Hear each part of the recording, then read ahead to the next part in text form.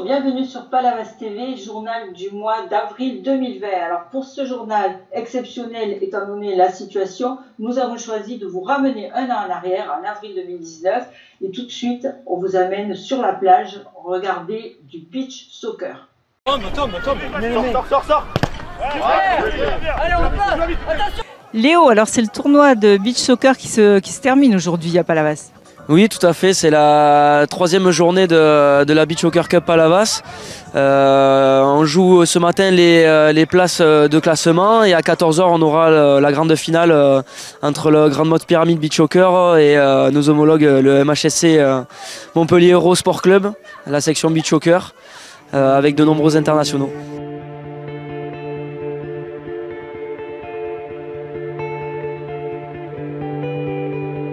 Alors le beach soccer, c'est un sport qui se joue que l'été, comme c'est sur la plage. Quel est le principe exactement ?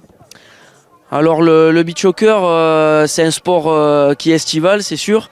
On joue sur le littoral français. Et, le beach soccer est en train de bien se développer aussi dans les terres françaises. Un sport un peu à part entière parce que c'est technique, beaucoup de gestes spectaculaires, ça demande beaucoup de physique et beaucoup de technique. C'est plutôt basé sur un peu foot, un peu rugby, un peu volley, un peu... Alors je dirais football, c'est sûr que ça se rapproche un peu du football, mais on est sur un terrain qui est instable, c'est du sable, donc on a beaucoup de jeux aériens. Je pourrais dire que ça se rapproche un peu plus du footy-volley,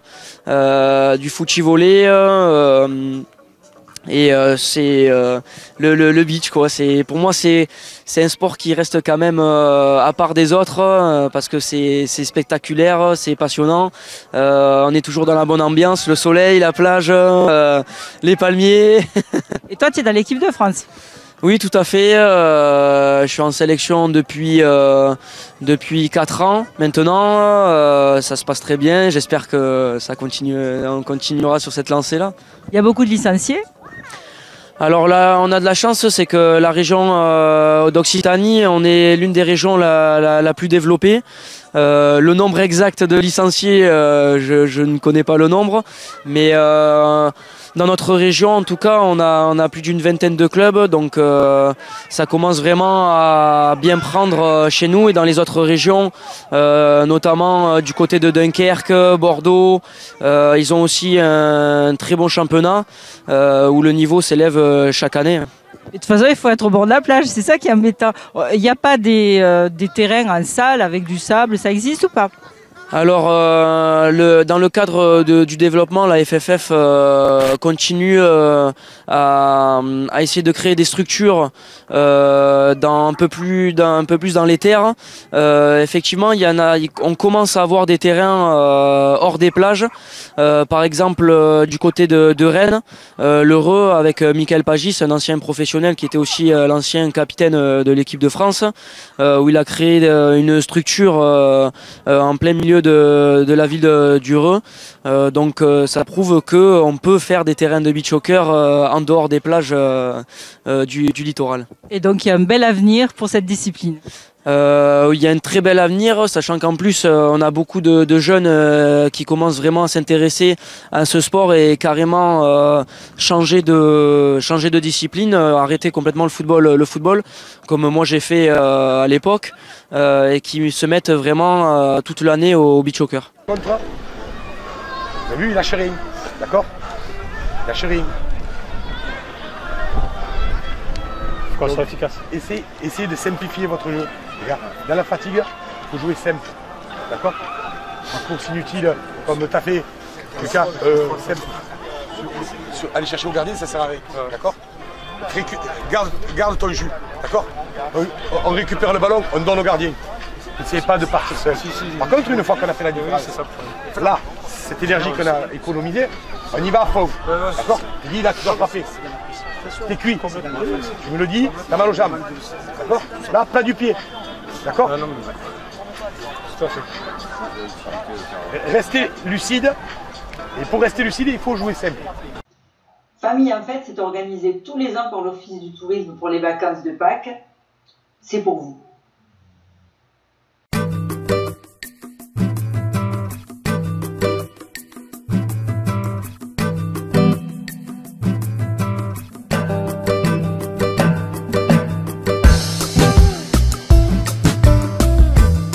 Florian, donc l'Office de tourisme a organisé la fête en famille pour les vacances de Pâques. Alors qu'est-ce qu'il y avait comme activité? Alors on a des dromadaires, on a des concours de château de sable, des concours de dessin. On a aussi des goûters qui sont organisés. Et nos prestataires d'ailleurs nous ont fourni des goûters. Il y a la boulangerie MM, la baguette d'or qui ont participé. On a plein de prestataires du coup qui participent aux activités. Donc on a aussi des spectacles pour enfants. On avait du catamaran, malheureusement avec le temps il a été annulé. On a vraiment tout plein, une multitude d'activités à proposer pour les plus petits et pour les plus grands aussi, puisque les parents peuvent participer avec les enfants.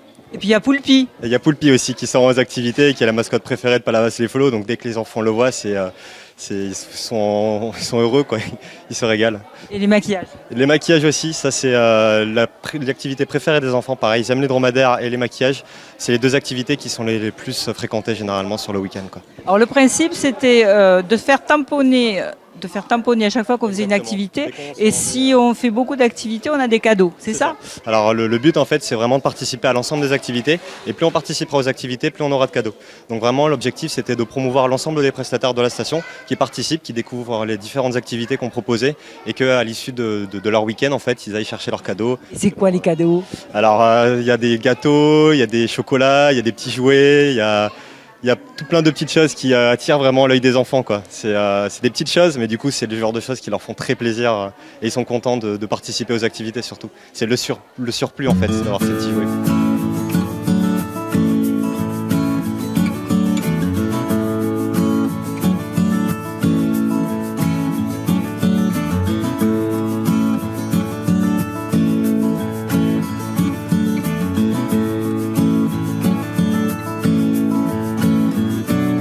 Les voitures anciennes étaient aussi à l'honneur l'année dernière et on s'y replonge.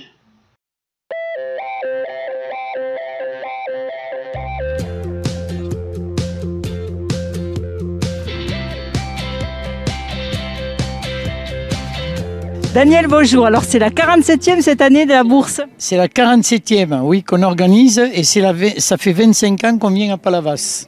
Voilà. Alors, qu'est-ce qu'il y a? Le principe de la bourse, c'est quoi? Le principe de la bourse, c'est le rassemblement de toutes les voitures anciennes, des amateurs de véhicules anciens, et en même temps, c'est pour la vente de pièces détachées, et tous les collectionneurs se retrouvent afin de trouver leur bonheur. Voilà. Il y a beaucoup de collectionneurs de voitures anciennes? Ah oui, il y en a énormément, oui. Il y en a plus que ce qu'on croit, parce que dans les clubs, et nous on est un club où il y a 50 adhérents, mais il y a des clubs sur Montpellier ou Sosa ou n'importe quoi, il y en a, ils en ont jusqu'à 100 adhérents. Vous voyez, dans l'Hérault, il y a beaucoup de collectionneurs. Ouais. Et beaucoup de voitures anciennes? Ah, et beaucoup de voitures anciennes par la même occasion. Parce qu'il y a un collectionneur qui en a une, mais il y a des collectionneurs qui en ont 4, 5, etc. Ouais. Alors, est-ce qu'il y a un modèle qui plaît plus que d'autres? Ah, ben il y a des modèles mythiques comme la 2 chevaux, comme la traction aussi. Il y a également les américaines, il y a les Jaguars, il y a les MG aussi, MGB, il y a les Triumph, etc.